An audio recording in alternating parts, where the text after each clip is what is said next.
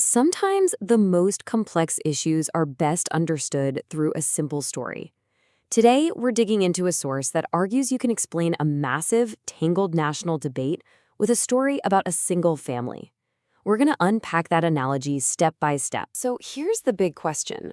Can a story about a family really map onto something as huge as a nation's immigration policy? That's what one author is trying to do with an analogy they say gets right to the heart of the matter. So let's dive in and see exactly how they build this argument. All right, first up, let's look at the core metaphor itself. The entire argument we're about to explore is built on this one central idea. So the whole thing hinges on this one comparison. A nation is like a household. By framing it this way, the author can then cast different groups in the debate as family members. And to really get what they're saying, well, we have to meet the family. So, who are the players in this little drama? The author sets up 4 key roles, and each one is meant to represent a different piece of the larger national conversation. Okay, so here's the cast of characters the author creates. The father, he's the politician, the one with a global humanitarian view. The mother represents the people, the ordinary citizens with practical concerns. The children stand in for our social infrastructure, things like schools. And finally, the foreign friends represent immigrants. This whole setup is absolutely crucial because the conflict between these roles is how the author makes their final point. Now, according to the author, the conflict really ignites with a pretty sudden and unilateral announcement from our father figure. And boom, here's the moment it all kicks off. The father, acting all on his own and out of principle, makes this sweeping declaration. He's bringing 30 friends to stay, starting tonight, and he frames it not as a request, but as a moral duty. And the mother's reaction?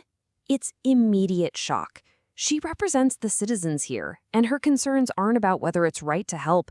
They're about the real-world logistics. The budget, the space, language barriers, what the neighbors will think, all those immediate practical problems. But here's the twist in the story.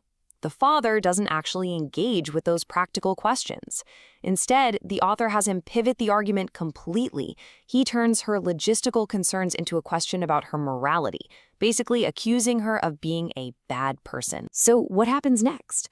Well, the story then lays out the chain reaction, all the consequences of this one decision on the entire family. According to the author, the fallout is fast and it's messy. The mother is completely overwhelmed. The children, who represent our social systems, they can't function right. The budget goes deep into the red. The family's standing in the community is shot. In short, the author paints this picture of a home just thrown into total chaos. And this detail right here is absolutely key to the author's argument.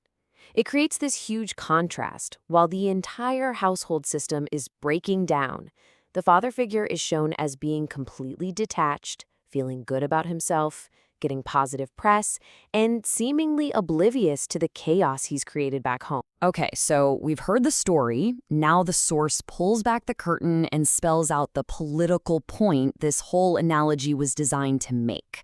This is the big so what moment. And there it is, laid out plain and simple. The author is arguing that this story is a direct metaphor for an immigration policy that's pushed from the top down. A policy that forces a certain kind of correctness on people without their consent, and in the process ends up disrupting their entire way of life. Now, the author adds a few really important clarifications here.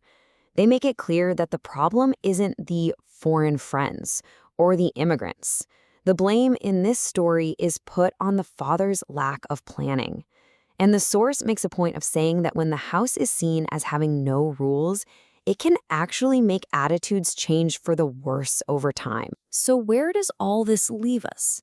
The author uses this whole story to build towards 2 final, pretty powerful conclusions. And this brings us to the author's final warning, where they draw a very, very sharp line.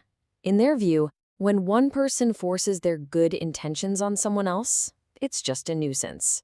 But, and this is the big but, when a leader does this to a whole nation, imposing a policy without getting consent, the author argues that's no longer just a nuisance.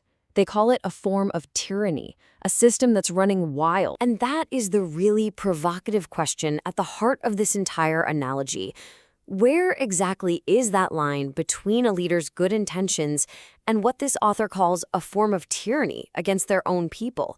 This one story argues that ignoring that question is what turns a home or a nation into a house in crisis. Thanks for joining us on The Explainer.